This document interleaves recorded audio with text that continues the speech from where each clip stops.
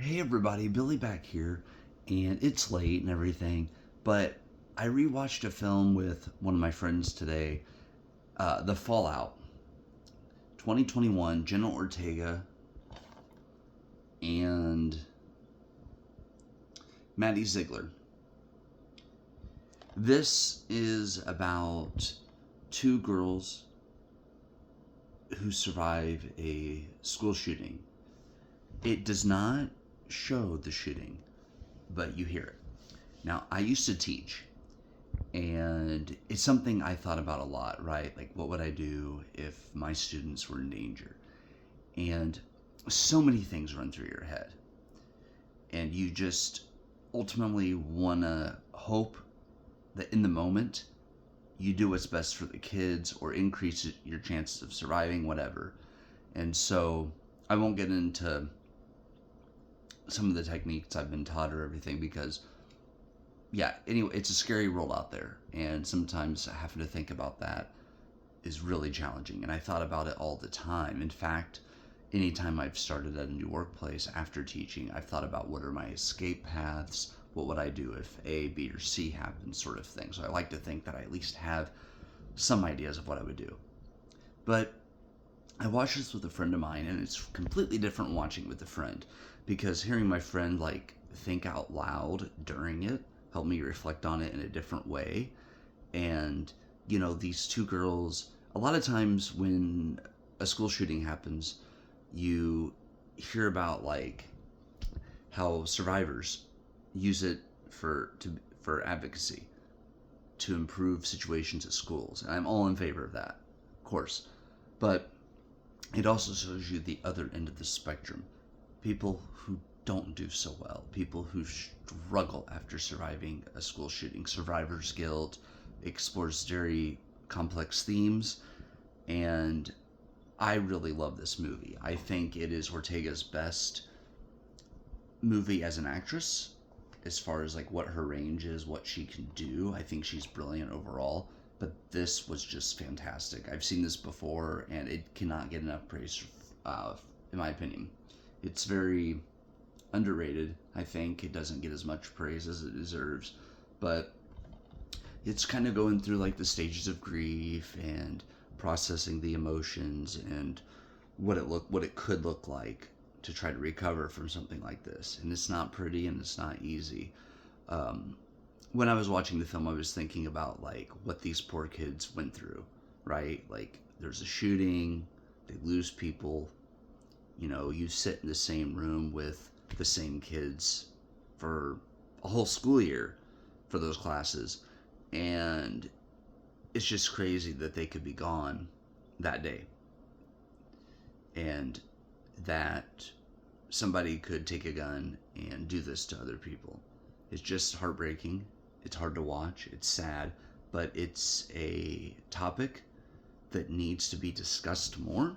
And I'm so glad this movie was made because I'm finding that I enjoy movies that tell stories, have good characters, but also explore complex themes. And this is one of those. It definitely goes over a lot of things that could happen. It most definitely is a character study, right? Like they're not trying to tackle the big issue overall. They're trying to show you how people can react to different events. It's a very heartbreaking movie. Nobody should have to go through a shooting or surviving a school shooting, and it's something that ran through my head all the time when I was teaching. And I recommend any teacher or anybody that's studying teaching to watch this film. I think that you will learn a lot from it, and I really think that it will help you get an idea of things. And people that aren't teaching, you might be able to understand the stress that teachers go through, just trying to make sure they do what's best for their students. But like I said before, you spend every day with the same classmates for a semester or a year or whatever period of time, and maybe even multiple years you're in a lot of the same classes with some of the same students. And just to come into school on the next day, or you know to come to school and something tragic happened and they're not there anymore, that's just very hard to process. And hearing my friend like process his thoughts out loud. It was like, okay, because like Jenna Ortega's character, Veda, completely shuts down. I mean, just completely. And she makes jokes, and you realize this has really messed her up. And I really wish we were in a world where school shootings didn't happen, or that we could have more security, or whatever, that we could prevent things like this. But it does happen a lot, and I think it is something that needs to be addressed. But this is a 10 out of 10 film for me, just easily, right? And there's some funny moments too. It's not all sad. There's some funny stuff that happens. But, you know, when you have a kid that feels like they have to get high to go to class, there's a real problem there. And I think Jenna Ortega, this is her best acting, right? Like we see all emotions. We see happy, funny at the beginning, hopeful. We see sad. I think my favorite relationships in this film are her and Maya, but then also her and her little sister. I just love the relationship that they have. And the payoff's great. The ending, I won't spoil what happens in the ending, but the ending is, it leaves you thinking. It leaves you just feeling bad for her character, Veda. And so, if nothing else, I think it'll make people more aware, more mindful of that. That school shootings aren't something you joke about. It's something that should be discussed. And I think there needs to be more programs put into place to give more resources to help the students survive. But yeah, I just wanted to come on here and say this is a must-watch film. And I think some of my favorite moments are her opening up about her feelings. And we were just discussing that today, how like there are certain people you feel more comfortable with opening up your feelings with, right? Like most guys are told, oh, don't be open about your feelings, keep that in. But that's bullshit. And I think you need to talk about things with people that are important to you. And things that are important to you need to be discussed.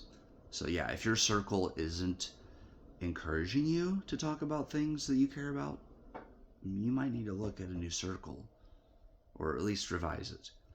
But I just wanted to come on here and say that beautiful movie. I really enjoy it. I think the acting is tremendous, and I think the story that was told here was brilliant. It's 96 minutes, so it's not a movie. It doesn't take a lot of time, and I enjoy watching things and being able to discuss it. And that was something I've been looking at, like tips on what films to keep, what films to get rid of. And one of the tips was keep the films you can go on a rant or a tangent about. Do not keep the films you cannot discuss, right? Like films that you don't learn anything, you don't feel anything, don't keep those. Or if you're not going to revisit it, don't keep those. But for someone who's been collecting for a while and is purging the collection now, I've only gotten rid of a few titles or doubles, but I'm keeping films that I would one day want to revisit, or films I would want to watch with different friends and talk about. Like I got my thoughts on from one of my friends, but there are a couple of other friends I would like to hear their thoughts on while watching this. And so films like that where you can have discussions about them, I think they're worth keeping. I think a film should entertain you, or it should educate you, or you should connect to it through its characters or stories. There needs to be something there to make you say, yeah, I'd watch this again. If nothing else, because it makes you laugh, it makes you cry, it makes you happy, it makes you hopeful. Something that makes you feel something. I think these are the films that are important to us. And I think this is a film. I have a shelf of TV shows, and then after the shows, it goes into the movies. This is on the top shelf. And I think it's because of how great this is for me. I absolutely love this film. But yeah, I just wanted to come on here and say that's what I've been doing. My buddy and I watched The Fallout. We watched Jennifer's Body, which I had not seen for a really long time. We watched Hard Eyes, which I wanted to revisit that one anyways. And then we watched... what was the other film? We ended up watching. I gotta look here really quick, guys. Um,